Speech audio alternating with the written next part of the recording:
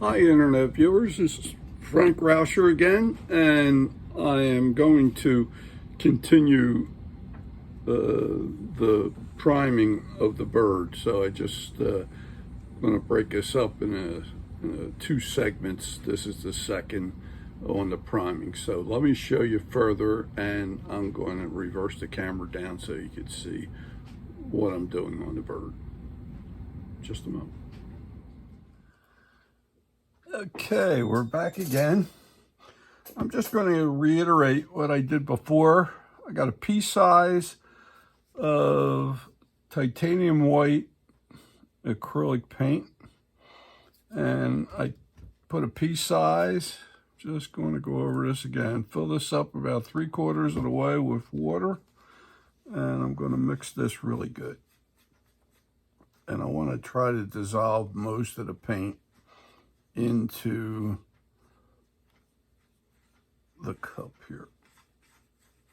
So now if I have really heavy, what I'm going to do is take some of this excess out and move it into the next cup and just work with this one for the moment. So I've got a little excess over here of the heavy stuff, and this is going to be, I won't say watered down, but it's more water than it is paint. So I'm going to get a brush. I usually use like a number 8, number 10. Sometimes I'll get to a smaller one. I don't know if you remember the device I used here, which is just a thread screwer for screwing in screws, and I used that as a holder. So I'm going to come back, and this is from the last time on the video. This is dry now, so I'm going to come back in with the white again over everything. I'm going to pick this up, and notice I don't want it real runny, but I want to have a controlled wash. Now that got a little just what I said not to do, I did. So I'm going to move the paint so it gets a nice even coat all over. And what I'm doing is trying to spread the paint out evenly across here and cover everything. And I start with the beak and then move back. And I don't like to leave it clogged, really flood it in an area without moving it. And I don't want to overdo it neither, because your brush could act like a sponge, and whatever you put down, after a while, if you dab it enough, you can suck it right up again. So I try to get it on there and brush it back. Now I'm going over the mantle again, and what I really want to see out of the mantle more than anything else is that ghosting that occurs where you actually see that burning that we did in the mantle. So what I do is really try to move the paint more so off the mantle, so it gets white, but it's still showy. And I don't want to get any real heavy paint on there, and I'll show you what I'm talking about here in a minute. Moving the paint as much as I can off of it, but I want it white, don't get me wrong, but you'll see what I mean. I'm gonna try to accelerate this whole thing with a hair dryer, which is really a very helpful device. I hope I didn't move off screen here again. I tend to not watch myself as I'm painting and drift a little bit off screen, so I'm trying to get you to see everything here. So I'm a little generous on the wing as far as the paint goes, and I want to make sure that everything looks like it's got a good consistent coat on it, and not where it's inconsistent in spots or it's heavy in other spots.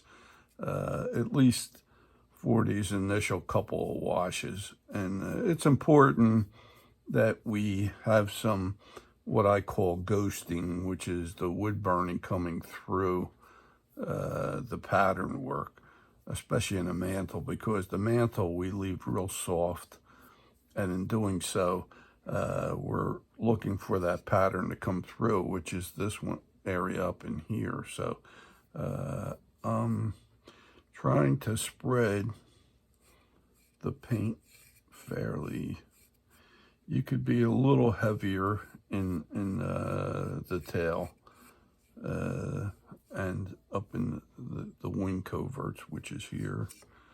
And you also want to get into the nooks and crannies. Well, we'll get that when we do the underneath side here. I'm trying to get the edges too, so don't forget them, especially on the tail feathers here.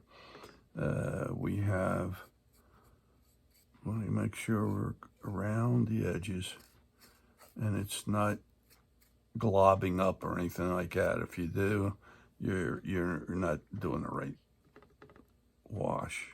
This is basically a wash.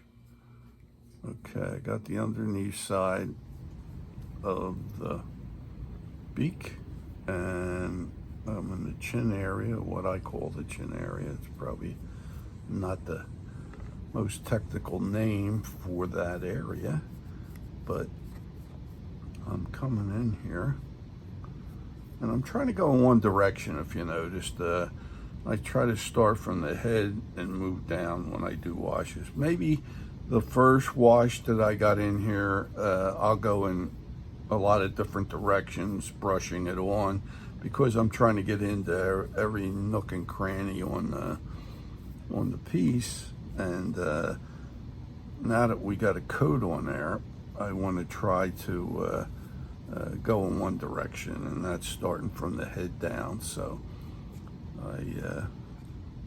trying to get in here. The breast area can be a little more generous, because the breast area is a lighter. If it gets real white, that's fine, because we're going to color it up. But right for now, the priming is what I'm trying to get, is a consistent prime throughout. And you'll see that because the breast was not burnt, it takes to the white paint a lot easier. And I just want to make sure I got everything white in there. So what I'm going to do is, I think I got everything primed, at least for what we would call the second time. Okay, I'll look this over just to see if I have any dark spots that didn't get it. I'm noticing one thing, like under the beak hair, you're noticing if you don't sand properly, it wants to beat up on the beak, because it wasn't sanded enough to be able to take the paint. So you may want to go back at some point here, and I'll do that before we start up here. I'm going to hold up for a second because I'm going to make some noise. And so there's what I'm trying to get as a second coat. And if you noticed, this mantle area is starting to ghost up. So you're seeing that showing through. And let me stop the video for a second, and I'm going to use a hair dryer and just dry this out. So bear with me 1 second. Okay, here's what happened on that, what I basically call the second coat. And it's really a wash. It's really very light and everything else. This all lightens up. The breast is darkening more, or it should get whiter more. But what I'm going to do now is put a heavier coat on here, so this will get whiter. If you noticed in the mantle area, which is this area right in here, I'm going to leave that alone, or if I put another little wash on there, it's going to be very light, because see the markings on here? I want that to go through so that when we do paint, that shows up. This area in here coming down and the breast area, I mixed the paint a little heavier this time. So I'm going to start with the head again, and we're going to just keep moving the paint so it doesn't just get loaded up in one area. We want to be able to brush it out, but we're coating it a little heavier than we did before, and this is with less water and more paint. So I'm going to come down now. As I got into the mantle area, what I'm going to do is just rinse my brush out, and what I'm going to do is just water it down right in that one area there, and I hope you can see that well.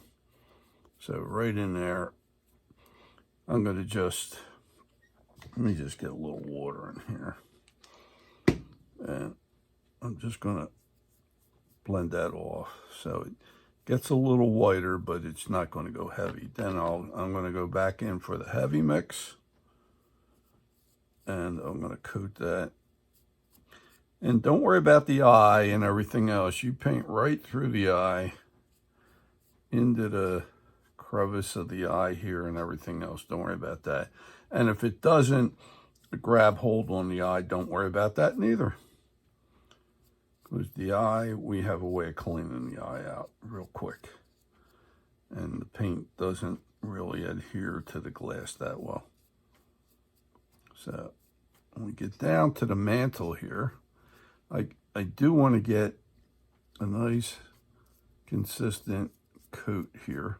This is all still going to dry a little darker, even though it looks white right now. That's just the nature of how it goes.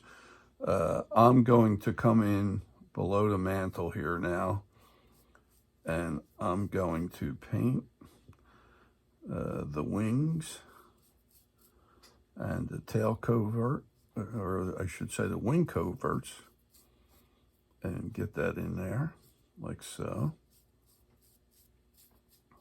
And if you notice, it seems to be going on a little heavier, but I don't want it so heavy that it fills all those texture points that we had. It definitely wants to show through, and you're not globbing it up. That is the key thing. Now I'm going to rinse my brush out on a little bit of water here, and where it came into the mantle, I'll just brush it, and you'll see that it's a very light coat going on in here, which is fine. And I'll just get a little bit more, and maybe a hair's breadth of white, just to give it one little watered down coat right in there, and we'll leave it at that. Now, you can see I've done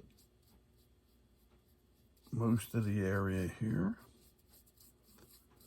on the head, and I'm coming up to the mantle, but I don't want to go on the mantle. If I do, I want to rinse the brush out and water it down, because I don't want it as heavy in that area.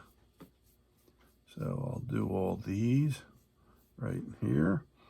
I'll even pick up a little water just to make sure that it's moving and not getting so heavy that I don't have control of the one basic reason why we're painting this white is so that when we go to paint it with the other colors, we have a true color that we're applying, that we control. And the biggest problem with this is if you have the wood showing through or the burn showing through, in some cases it could be a detriment, because you're working with the colors that are underneath that are mixing with the colors you're putting on top, and you really start fighting the balance. For those artists who know, most of your canvases you want to start white and then build up. And in case of people with oils, they could go dark to light and what have you, and watercolors go light to dark. So there's little combinations of everything. I'm going to add just a hint of water in and mix that real good, because this is pretty heavy and it didn't have that much water in it. So I'm going to come right on in, up under the chin, coming across here.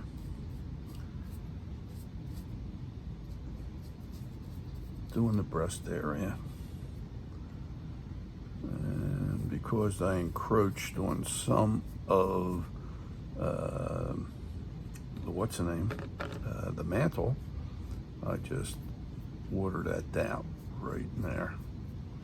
And I'll do it on the other side here, just to get that blended off, just like that. Okay, now we'll continue on. The one thing you don't want to do, and that's get any globs of paint anywhere. You just don't want that, because you're trying to get your texture to show through, and that's important. And when we put all those what I call voids, which is your texture marks, and they want to show through, and if you put enough paint on, the paint will fill it in, and you don't want that. So I'm coming in here. I'm going to add just a little bit of water to get that thing moving. Seems like running out of water here. And then I'm going to go on the heavy side on the tail here. Really coat that pretty good. And again, I'm moving all the paint. I'm trying to get all the paint in there. And by the way, if any of you need any, like the paint trays, I carry that. I have inexpensive brushes like this, which is the Talon brush. I have them at different 2, 4, 6, 8, 10, and they go for like $3 a piece if you ever need any, and I have them available if you need any of this.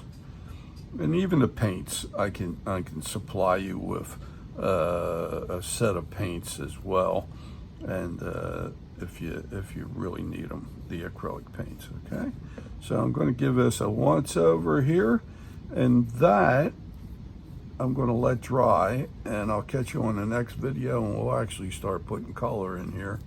And that's basically where I want to be. Okay, I'm trying to get everything even. If I see a little bit of darkness showing through, just a little bit, I'll coat it, okay, like that.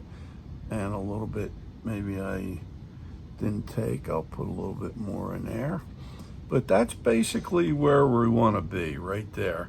You're going to lighten up a little bit, but not that much, and you pretty much want to have that consistency. And notice the mantle is a little more showier on the shadowing effect.